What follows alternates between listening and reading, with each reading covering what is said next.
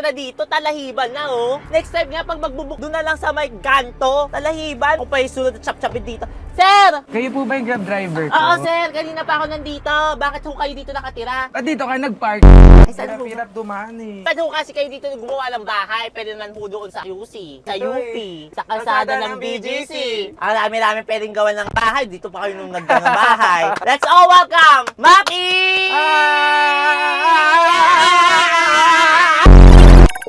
Drink your water, bitch! Hi guys! I'm that girl, Mimia. Welcome to another episode of Car Fun. Car, yeah. Okay. Yes! Kamusta kayo guys? I'm super excited for this vlog, opo. Kasi nakikinig natin siya kahit saan tayo pumunta. Kahit sa supermarket, sa mall, sa bahay natin, randomly sa jeep, sa ating radio, you know what I'm saying? And me personally po, I really love listening to him kasi parang it's so easy to jive, nakaka-good vibe, and most especially, ang sarap ma-in love kapag nakikinig tayo ng mga kanta niya. So let's all welcome the one and only Maki! Hello Hi, po! Maki! Hi, Maki! Hello, Mimi! How's life? Ayun, okay. Medyo busy. Medyo mamamatay na. Wag naman, Maki. Pa may tumagos ka dito sa jeep ko, ah. So, ayun nga, Maki. I'm just so honored na andito ka at magka-car Gusto ko fun mahilig tayo. talaga ako sa car fun. Pero ang fun sa car eh. Hindi! Sa car Okay. mo. Kasi favorite ko talaga nagdadrive. Yan. Okay. So, what's the longest drive ever? Longest drive, siguro Gusto mo yung muna tayo. yung nag-uwian kami from Baguio. Okay. Ilang beses na ako pumupunta ng Baguio talaga. Live? What's Yes, the name? Cozy Cove. Cozy Cove. Cozy Opo. Cove. Ako talaga is super love listening to you. And parang may Oh, ba yan? hoy Maki, kung alam mo lang, do you ever expect to be in this position in life? Ako, well personally, hindi ko siya in-expect pero pinangarap ko kasi siya. Yes. So, ako para sa akin kasi yung expectation. Sometimes kasi, mas gusto ko siyang dinidream. Kasi pag dinidream ko, alam kong may gagawin ako. Okay. Pag in-expect mo kasi, hinahayaan mo yung universe. Yes. So, you have to do something. Yeah. Tsaka naniniwala rin ako, Maki, kapag pinapangarap mo siya, hindi nawawala sa utak mo. Yes. It's meant to be for you. Tama. Kapag hindi ka nagsastop para makuha yung isang bagay or parang pinapaalala lang sa'yo parati ng universe tong mga bagay na to, it's meant to happen to your life. Yeah. Opo. Pero now na nandito ka na, usapang artista, sino yung artista before na hindi mo akalaing mamimit mo pala in person na magkakaroon kayo ng conversation, na mag-hi siya sa'yo? Actually, may isa talaga as in, nakikita ko lagi, on TikTok, IG, YouTube. M din yung pangalan. Michelle D? Bili ka mo bang makeup? Mimia ba yun? Pwede ba, Maki? Ang okay mo. Wag mo Siyempre, kay- plastikan muna. Seriously. Oh, thank you, Sa totoo Maki. lang, marami na rin ako talaga kasi I really look up to people. Especially the people na alam kong they always try to thrive despite the situation they're in. Lagi silang gumagawa ng way para sa dream nila. So, isa ka dun sa mga yun. And ako para sa akin kasi one spark can spark another. Para sa akin, ganun siya. And I'm really happy na I get to meet people like you. Aww. Pero yung artista, yung idol mo talaga before. Idol nga kita. Tapos hindi nga ako, like, it's singing. Wag mo ko yung idol. Singing, Hindi ikaw nga. din. Siguro si Lainey. Robredo? Pwede, Lady Robredo. Lady Robredo. Lainey, o kamusta yung meet up nyo? Actually, hindi ko siya in-expect kasi 'di ba, in order for you to collaborate with international artists, dapat tayo yung magsasabi sa kanila or tayo yung mag-offer. magre-reach out, ganyan, okay. magre-reach out. Tapos sila yung nag-reach out sa amin. Ay, ang galing, Maki. Nakaka-proud ka. Parang OA, sabi ko parang totoo ba to? Yung label head namin at our manager, parang sobrang casual niya sinabi sa akin. Sabi niya, Maki, invite ka ni Lainey sa concert niya. Ikaw daw mag-guest. Opening ba Hindi to? nga siya Or opening Hindi siya eh. opening. Parang Guest siya pinapasok eh. ka niya. Oo, so parang dun ako nagulat. Sabi ko, akala ko opening lang. Oo. Tapos guest siya. Ang amazing, Maki, ng life mo. Hindi mo ba nare-realize on how amazing your life is? Kasi parang, syempre, you started parang dreaming of becoming someone and Yeah. now na you're here. Ang dami mong nai-inspire na tao. Nakakatuwa ka. Ang hirap nga siyang i-grasp eh. Kasi pag ganyan, di ba, ikaw lalo ka na. Parang pag nag-world storm siya in front of you, hindi mo siya in-expect. Kasi all you ever did was, meet me at the... Abatu, abatu, abatu, abatu. Ano ba? Hindi, Yun all ba? you ever Andito ka did na. was to dream and ginawa mo lang kung anong gusto mo. Yeah. Nang walang kahit ano. Totoo, Diba? totoo. Wala naman akong nais banggitin lahat. Kasi may lyrics ako. Kasi kahit saan magpunta, hinahanap ko ang iyong mukha. Kita pa tayo. Where the fuck? Sa'yo, Pina! Where the fuck? Habang buhay akong maghihintay sa... Let's go!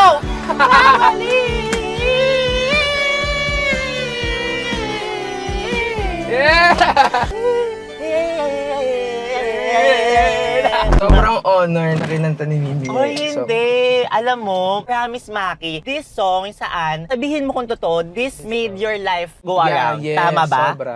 So, what's the story of this song? Saan? Alam mo ba, hindi ko dapat siya i-release. Alam mo, yan yung mga amazing stories, no? Yung mga hindi mo in-expect na mga song that will hit. Oh, bakit? Kasi nung time na yan, sobrang heartbroken ko kasi. Hindi kasi ako sanay magsulat ng kanta na malungkot. Parang sinulat ko lang siya for the sake na ma-vent out ko sa Okay. isang medium yung feelings ko. Okay. And then, na-realize ko na parang bakit ko hahayaan na hindi to ma-release. Parang it's okay to be vulnerable kasi yun yung kailangan makita sa'yo ng tao. You need to be real. Totoo, tsaka alam mo, Maki, sinabi mo na you're not used to writing sad song. Pero itong song na to, sad siya, Pero but the masaya. vibe ay masaya. Pero the Yun first nga. part kasi, I love it. Kasi kunyari, alam mo yung thought na, wala naman akong nais bang ganito, nakita kayo in a random place, wala lang, nakita kayo, feeling mo, wala ka ng feeling sa kanya. Yes. Pero at the back of your mind, babalik ka sa akin. Konti lang, babalik ka sa akin. Makikita mo. So parang, hindi. Okay lang yan Bakit? Kasi ako talaga, tong song na to, I love listening to it kasi nga parang masaya siya, vibey, ganyan, nakakaset ng mood. Pero pag hinimay mo yung lyrics, kahit anong mangyari, wala man ako nararamdaman sa'yo, babalik ka pa rin sa akin. Yes. Okay, may thought ka na. Wala. Feeling ko ako yung thought guy. Yes, Yeah, totoo. di ba dapat ganun yung mind? Tama, kasi hello Maki, ikaw na yan, no? So parang I feel like, nung nakita ka niya on how amazing you are now, ikaw nga talaga ang thought guy. Diba? Pogi. At dahil dyan, so may segment po tayo ngayon na tinatawag natin na Makiki Maki.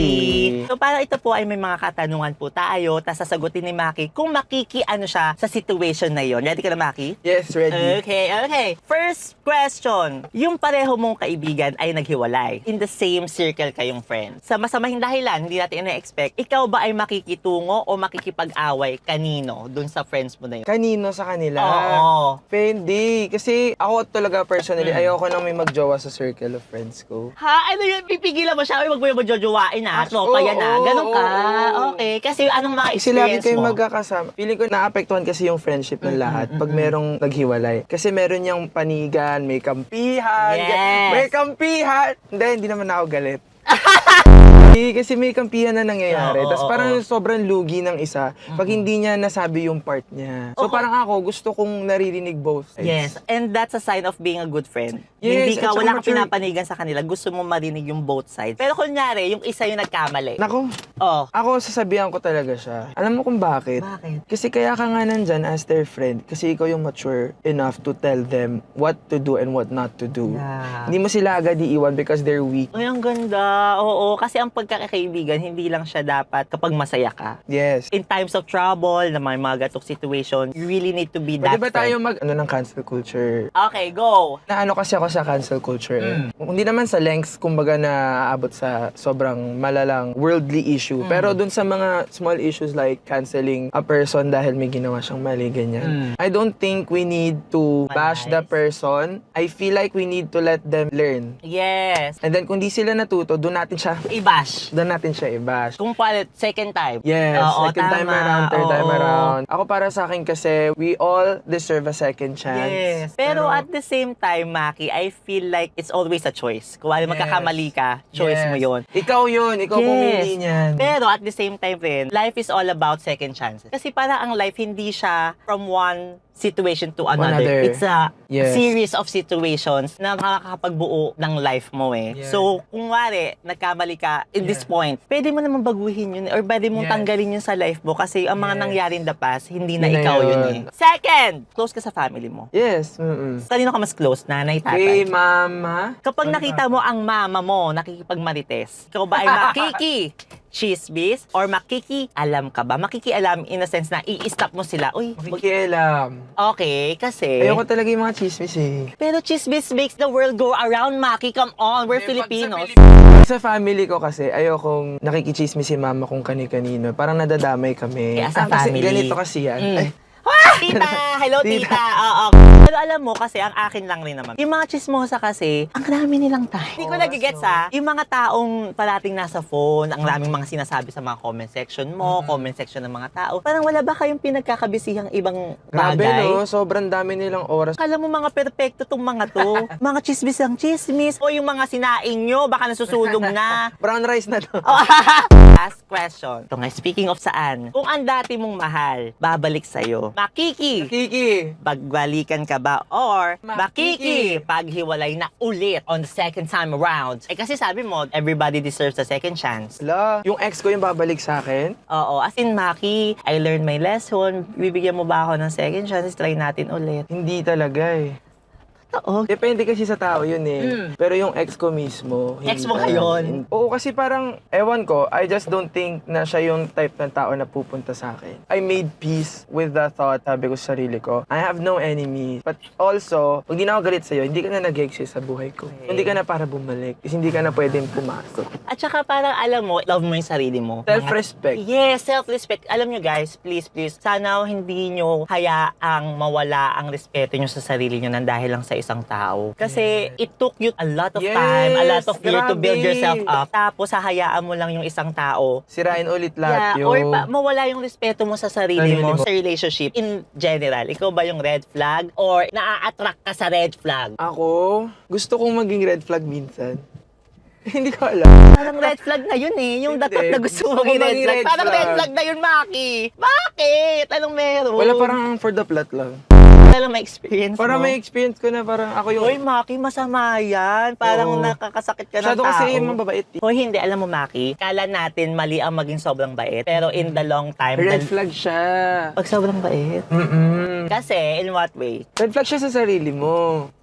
Actually, yung isang song na sinulat ko na namumula, it's a dilemma between sino yung talagang red flag, yung mahilig sa red flag, hinahabol yung red flag, or ikaw na hinahabol mo pa din kahit alam mong red flag. So, pares kayo yung red flag kasi bobo ka eh.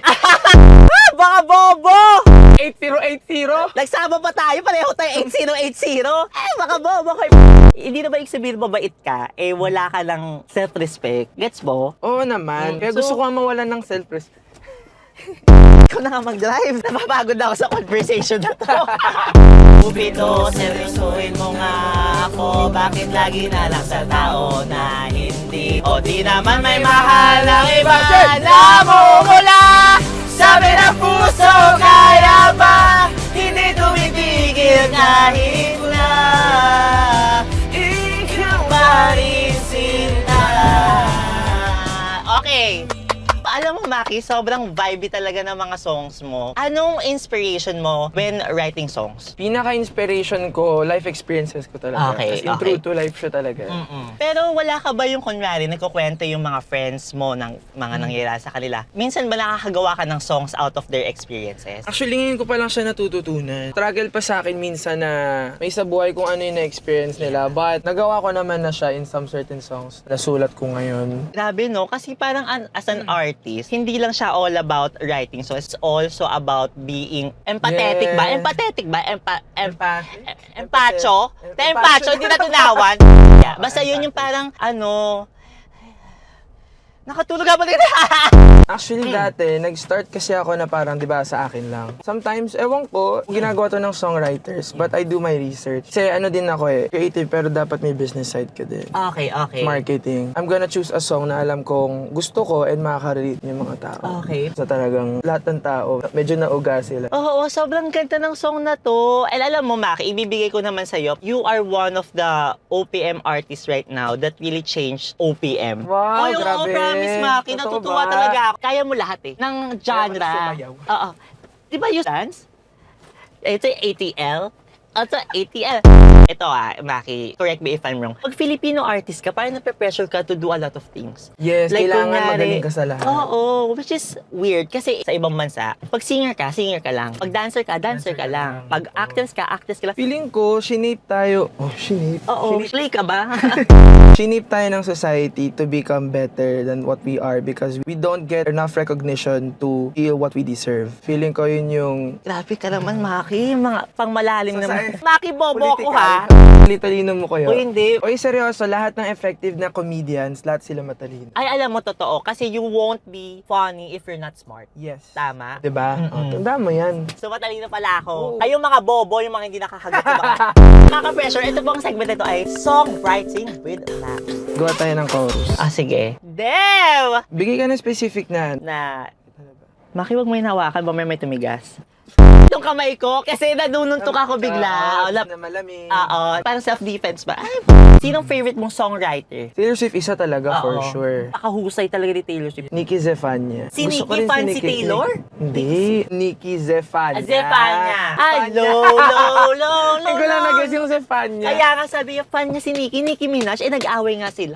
Anong mga sinulat niya? Alam mo pagka-indie. Ah, okay. Hindi rin ako. Hindi pinili. Oh! Namumula sa na puso, tama na. Gawa tayo. Wala, game. Meron na. Simulan mo, anong unang Maganda. paano? Ito. Paa, tuhod, balik at ulo. Paa, tuhod, balik at ulo. Ano ba magmahal? Para di ba nasasaktan? May gumawa na ba nun? Parang ang ganda nun. Ikaw nagsulat no? Ako nagsulat nun. Galing ah. Ang naiisip kong kakanta nito si Sarah G. Okay lang, Maki. No pressure. Ang naisip ko kasi, Oo. meron at wala. Meron naman ganito, pero bakit nawala? Paano nawala? So, yun yung context. So, pwedeng... Oh, ang ganda! Ay, ko na. Okay. Go, Maki. Take it away. This song is called Paano. Paano nawala ang ngiti na kahapon nandyan pa? Paano sumara ang pinto na lagi namang nakabukas? Paano umikli ang habang buhay na pagkahaba-haba? Bakit may tanong na nabuo kung alam ko lang naman ay paano magmahal? Amal na, Maki! Alatas ako, Maki. Naiyak ako. I just love words. Oh. Yung parang hinihimay-himay mo yung mga lyrics. Napakahusay mo, Maki. In just a span of 5 minutes. Ganda, Encapsulate Maki. ang feeling. Sobrang Thank ganda. you. Alam nyo, what I love about Maki's storytelling, kahit hindi mo siya napagdadaanan, mararamdaman mo yung sakit ng saya sa mga lyrics ni Maki. Kaya I really enjoy listening sa'yo, Maki, Thank talaga. Bakit naman puro kulay ang title ng songs mo? Hindi kasi meron akong album na lalabas.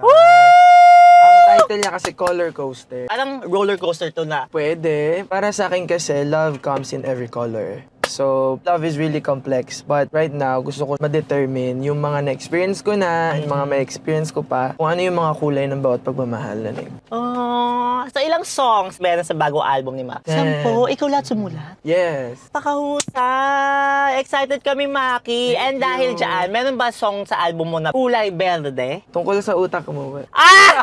Make berde ka doon na kanta. Di ko alam. Ano nga? Secret. Ah, sige. Gawa tayo ng berde. Ikaw naman. Ah, sige. Berde. Pag berde, what emotion? Di ba peace? Peace. Oo, Pwede. Ay, Oo. the grass ain't always It's greener either on the other side. Parang, Pero, di ba may kasibihan nun? Yung you water your garden? yes. May pagkaganon kasi yung Oo. concept dun sa isang song. Okay! So ito guys, eksklusibo. Kailan ilalabas ang album ni Mac? Sa September 19. Woo! September 19, lalabas ang Color Coaster. Exciting! Yay! Okay, ito, eksklusibo. Si Mimi muna paparinig ko na to. Okay. Yes! Thank you, Maki. I love yung mga ganitong It's the Mimia Perks. Yes! Ang title ito, Abeliana. So hindi siya kulay. Kulay siya. Ay, Hazel brown. oh! Hazel brown eyes. Kaya siguro si Miss Carla Abellana, brown Oo, ang eyes brown ang niya. eyes.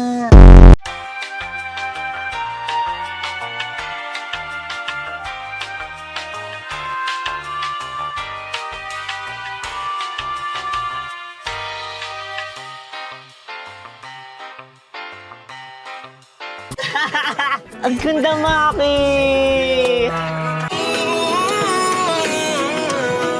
Wow! Ang mismo mo doon.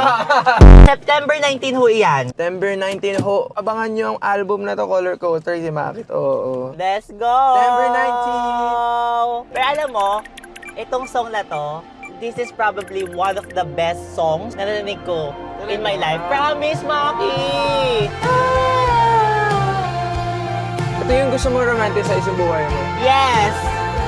Habang nag-drive.